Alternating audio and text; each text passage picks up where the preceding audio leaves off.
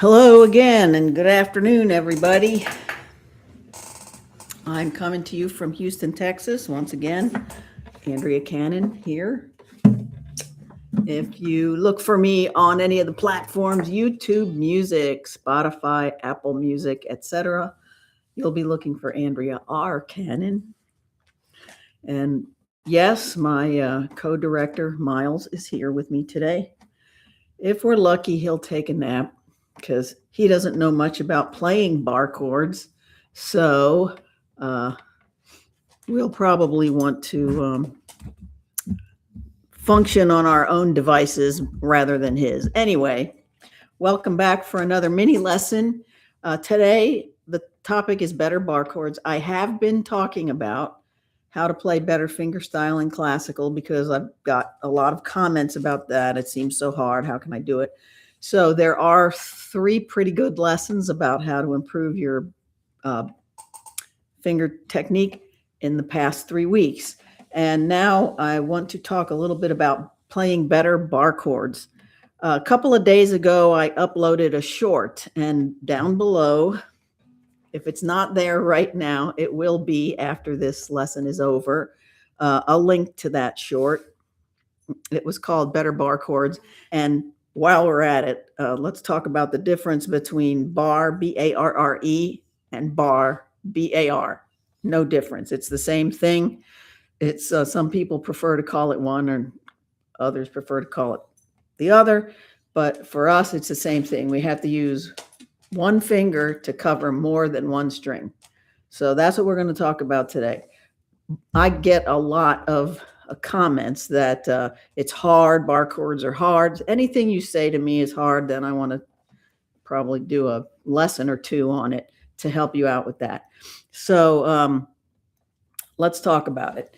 In the 1 minute long short, I focused on only 2 or 3 things. And we are going to cover those, but I'm going to go a little deeper today. I do like to keep these lessons short, around 15 minutes, so you can get it in one sitting and hopefully learn something from it, and then, use it throughout the week and come back to it. So first thing about playing better bar chords is I'm going to assume you're going from nothing, or you're going from, I've tried it and I kind of know how to do it, but I get a lot of buzzes and it still feels hard. So you can't play bar chords, so you're going to have to wait your turn. Yep.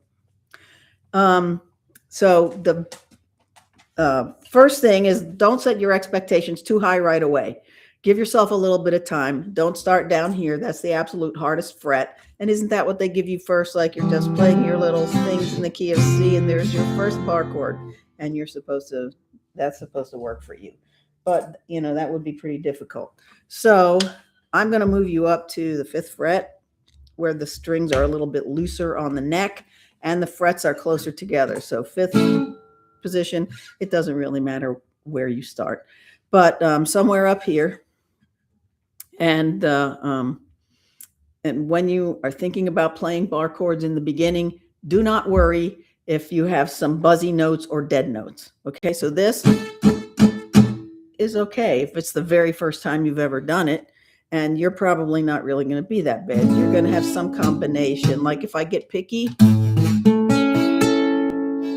for me, that's bad. But for a beginner, that wouldn't be too bad. So pat yourself on the back. All right. Now, the other thing is this finger has to be totally across the fret.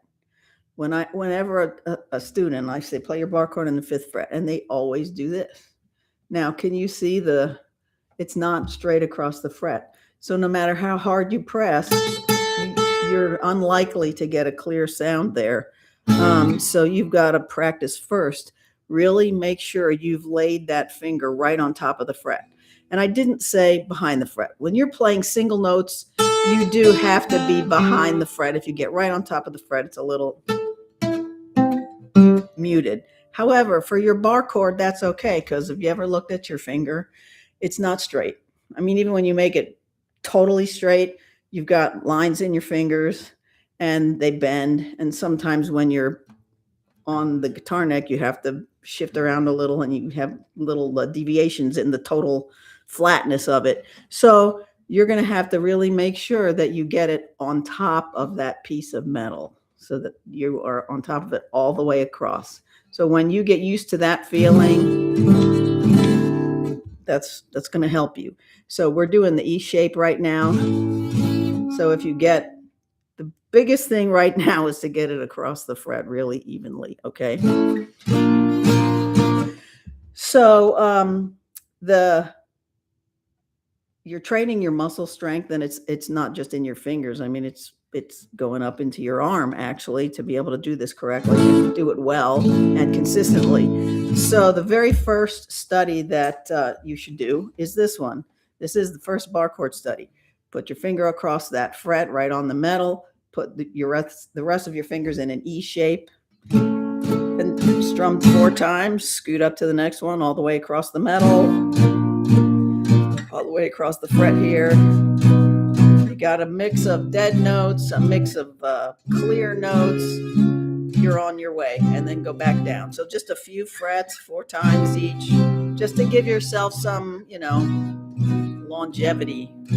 4 times. I don't know if that's what I really mean, but it works. Okay, so that's the first thing. Now, we talked about making sure you cover the entire fret, no slant, because that slant's going to work against you later. So make sure you're covering the fret. The other thing is this opposing finger thing. I can't even list the way people hold their fingers. And so this is what you're going for.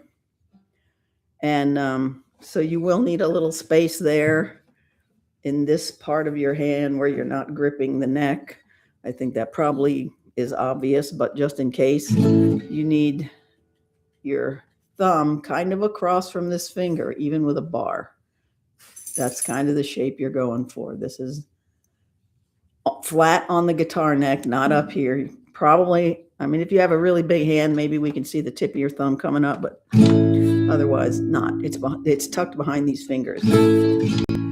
Okay, so that's going to help you. Now, the other thing here, let's talk about is arm weight. Boy, is this going to save you some effort, okay?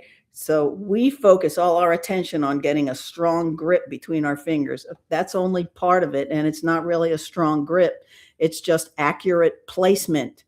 What you're really doing to get your strength is you're letting your arm be heavy. So imagine that there's a stone or a brick or something tied to your elbow, and it's going to fall off of the strings like that, okay? Now, there's not really a rock on your elbow, but pretend there is, and feel that heaviness, and your fingers are, as your elbow weighs down, as if it's going to fall off. You can feel it pushing itself down on the strings. That's free for you. You don't have to push anything.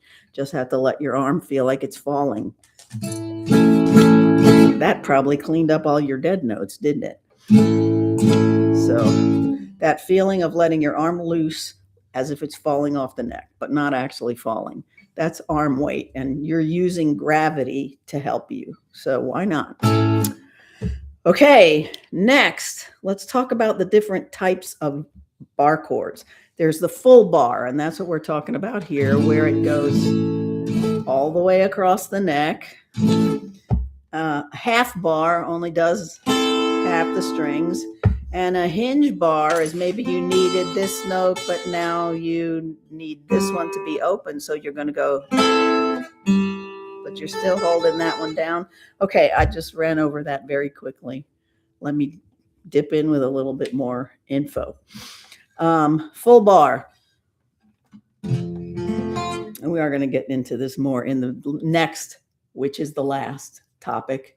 But let's do this a bit. The full bar. When you are playing this E-shaped bar chord, and no, nothing for you right now. Let me throw him a cookie. If I throw it over the desk, that keeps him busy a little bit. Also, tricks to appease your dog. Here's the cookie. All right. Hopefully that'll cool him off. Anyway, so you're doing an E shape like you do down here, up here. with a bar on the 5th fret. How many strings do you really have to hold under this bar? Not all 6 of them. As we talked about a minute ago, your fingers have creases, and sometimes when you're hanging your arm there with the gravity and the arm weight, there's little movements in it, so it's not absolutely flat.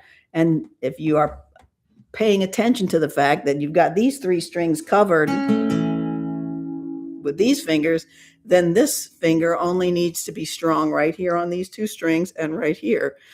So the tip and the inside part of the finger. If you concentrate on those strings, it's a more efficient use of your energy. And that's something you can think of if you're having trouble with a certain chord or in a certain section of a tune. Okay? Now, so that's let me give you one other example. I did want to talk about this, and that is we do all kinds of, this is the bar we most often tend to talk about. So I guess it gets used the most, especially in the beginning. So I'm going to talk about an A-shaped bar. So I'm going to make the A chord 3 in a row with these fingers. Now you may have bigger fingers than I do, so maybe you play your A differently. That's fine. That's great. This is how I'm doing mine. So I moved it up, so now I'm putting my finger all the way across the 1st fret. This is a B flat. This is a B. This is a C. Just like this.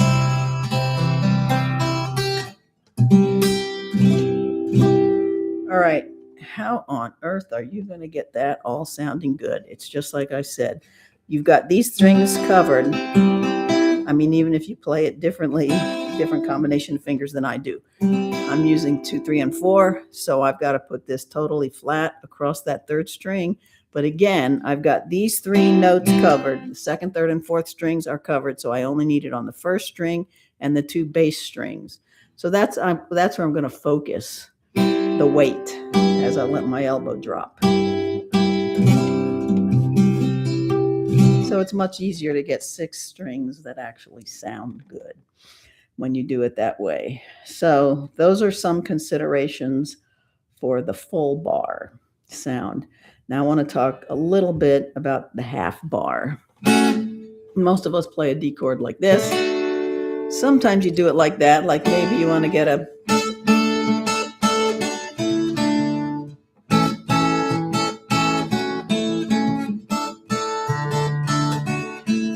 So you can use it like that. And again, you put it on the fret. Even if it's just half the fret, you only need half your finger. So there you go. So keep thinking about that. We did it just now. I did it on the D. I added that high A by utilizing a half bar here. And then A.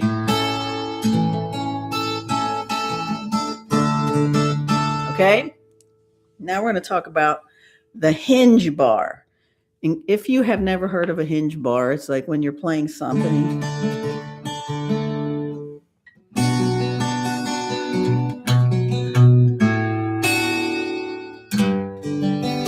So that's all it is you have to hinge off. Maybe you're going to play here.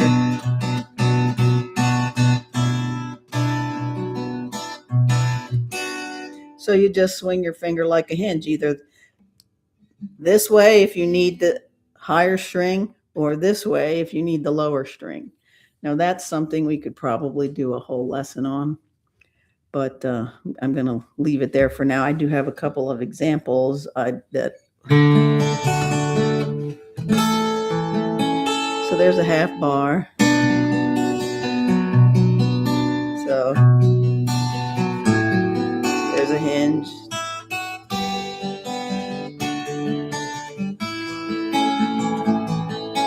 All right, that line one more time. You can use a regular D, or you can do the half bar just to get ready.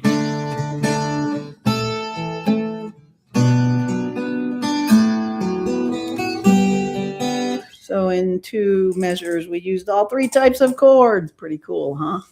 All righty. Okay, so that's it. That's all the things I wanted to bring up for you. Full bar, half bar, hinge bar. Which notes do you really need covered? If you need an E, we're almost done. Yeah, you've been very patient. All right, E. Just make sure you get it on that fret all the way across. I have to get my fingers out of the way so you can see. There you go. So if you see the fret at all, you see the wood, then you are not covering the fret and you will have a buzzy chord. Okay, so all these notes, if they're not in the information below the screen, they will be very soon. I hope that this was helpful for you. Remember, guitar playing is supposed to be fun and work. It's a combination of fun and work. So do your hard work and then have some fun with it. All righty? Okay. Let me know if you have any questions, and I'll see you back here next week. Have a good day. Bye-bye.